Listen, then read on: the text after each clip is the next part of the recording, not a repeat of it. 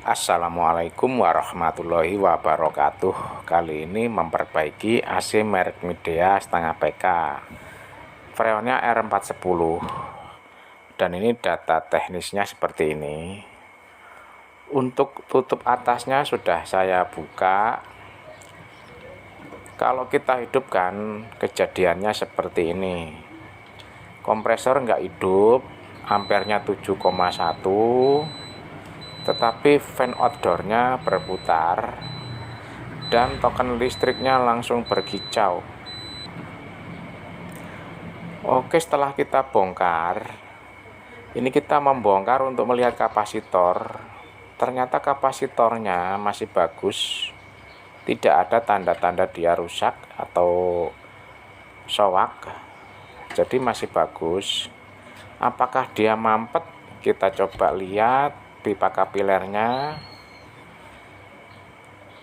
Ternyata pipa kapilernya plong, nggak ada tanda-tanda dia mampet.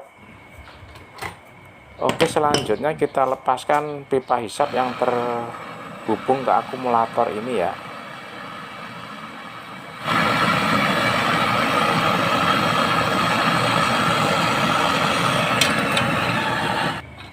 Setelah pipa hisapnya terlepas dan kapilernya sudah kita potong tadi, kita bisa melepaskan plat dudukan valve ya. Kita pindahkan dulu supaya terbuka. Jadi sudah pasti kompresornya mati. Jadi sebaiknya kita lepaskan soket-soketnya. Kemudian pipa dorongnya kita potong. Pipa dorong yang ke arah kondensor kita potong. Setelah terpotong, kita harus melepaskan plat pembatas antara fan dan kompresor supaya kita bisa membuka baut-baut di kaki kompresor. Ini bautnya berkarat tapi ya nggak masalah, bisa dibuka pelan-pelan. Kemudian kita angkat kompresornya dan kita coba pengen lihat olinya ya. Kita jungkirkan saja kompresornya, apakah olinya kotor banget. Ternyata olinya bening ya. Jadi entah kenapa kompresornya mati, mampet enggak, kapasitor juga bagus.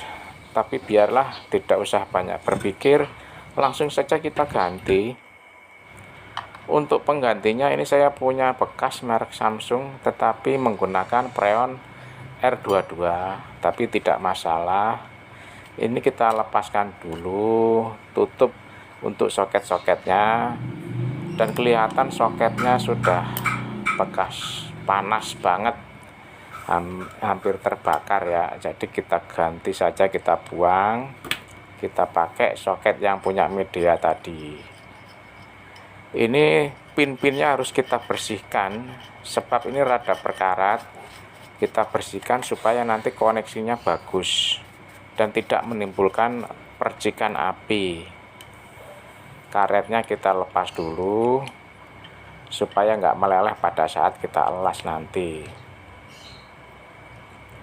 Ini pipa dorongnya kita mekarkan ujungnya. Jadi kebetulan saya menggunakan las kaleng, las mini.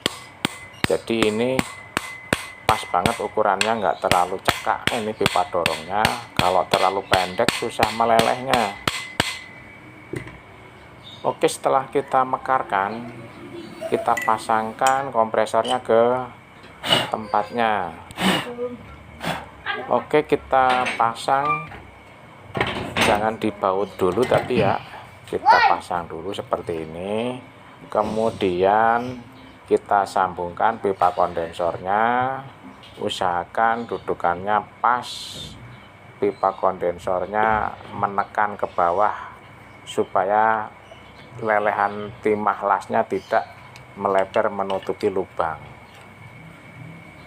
Untuk las menggunakan las mini wajib menggunakan plat melengkung di belakangnya supaya panasnya fokus ya.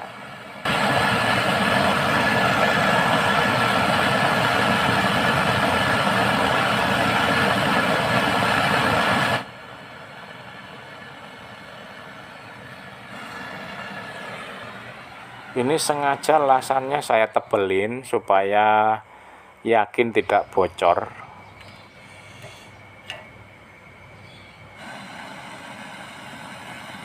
Ini akumulatornya, ada pipa sambungnya, kita buang saja sebab tadi sudah pas ukurannya tanpa pipa sambung.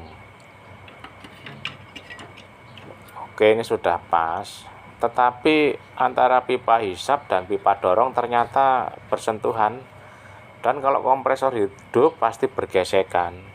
Jadi kita akalin ya supaya tidak bersenggolan. Oke, ini sudah kita pelengkungkan, jadi sudah enggak bersentuhan. Saatnya kita las pipa hisap ke akumulator ini.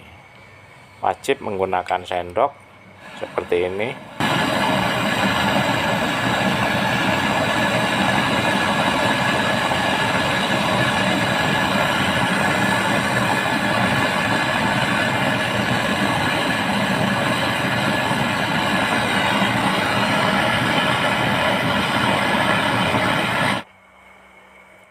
Kita harus memastikan lasannya rapat dan sempurna, tidak ada kebocoran. Kemudian setelah yakin rapat, kita coba ganti kapiler. Kita gunakan kapiler panjang 60 sampai kurang lebih 70 cm sudah cukup. Untuk posisi kompresor menggunakan freon R22.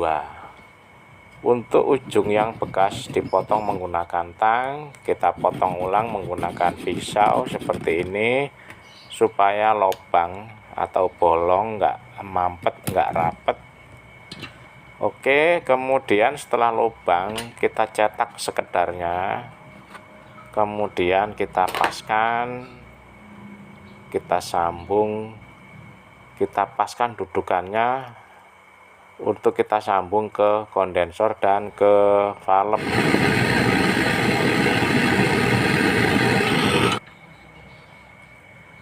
Untuk yang pipanya terlalu besar, di sambungannya harus dijepit ya. Tetapi usahakan jepitannya enggak menyebabkan kapiler mampet. Jadi kapiler masih bisa sedikit bergerak seperti ini.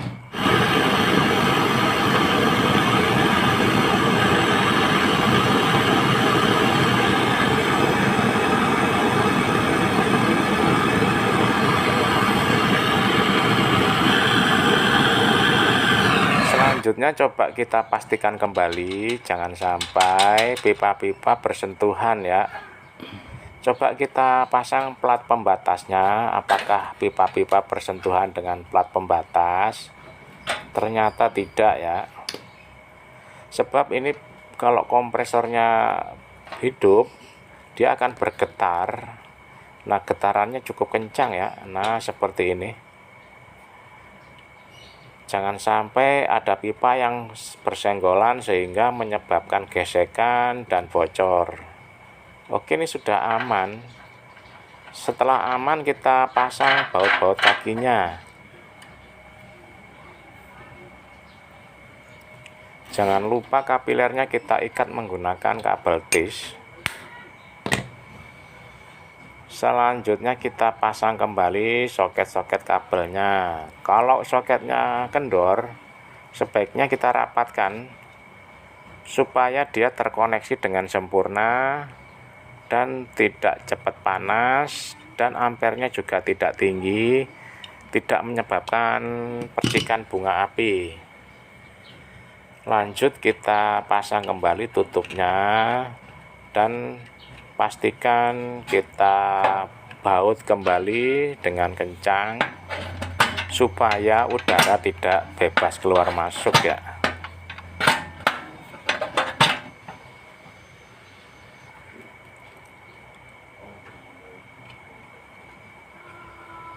Ini kabel colokannya sudah kita pasang, kemudian pipa hisapnya kita tutup dengan pipa buntu. Kita kunci yang kuat, kita putar menggunakan kunci Inggris, kita tahan menggunakan tangan kiri dan kita kencangkan dengan kunci Inggris yang di sebelah kanan. Setelah cukup kencang dan rapat, kemudian kita buka semua tutup-tutupnya. Dan ini posisi kunci L-nya atau valve-nya sudah terbuka semua atas bawah. Saatnya kita sambungkan selang manifold. Kemudian ini saya menggunakan freon R134 untuk pengganti R22. Tang ampere sudah siap, kita colokkan. Ampernya belum naik, ternyata masih ke hole, jadi kita pencet. Nah, nongol 0,83, kompresor hidup normal. Kemudian ini belum keluar angin. Saatnya kita dorong angin yang terjebak di kompresor dan di kondensor dengan kita dorong menggunakan freon. Kita buka klepnya supaya freonnya mendorong angin yang ada di kondensor dan ada di kompresor supaya keluar lewat pipa dorong ini, lewat valve yang ke arah pipa dorong ya. Kita ulang yang agak lama, kita masukkan freon yang agak banyak supaya anginnya keluar semua. Setelah kira-kira yakin anginnya terdorong semua oleh freon, selanjutnya kita tutup valve-nya yang ke arah keluar ya, pipa dorongnya ini yang ke arah evaporator ini kita tutup serapat mungkin. Ini agak keras ya, nutupnya agak lama. Kita tutup sampai rapat supaya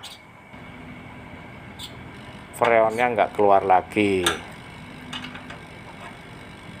Oke, setelah rapat dan nggak keluar lagi, saatnya kita isi freon sampai habis di kaleng. Kita habiskan saja. Ini di kaleng kira-kira ukuran beratnya 390 gram, sudah berkurang tadi. Ini ampernya 1,8 setelah diisi freon normal ya. Oke, setelah kira-kira freonnya masuk semua, baru kita tutup klepnya yang ada di sini. Klep dari manifoldnya kita tutup. Keran ya, keran atau klep ya. Tapi ini belum memastikan freonnya cukup ya. Untuk mencukupkan nanti di saat AC-nya dipasang baru kita ukur kembali. Oke, baru setelah kita matikan kompresornya, kita langsung menutup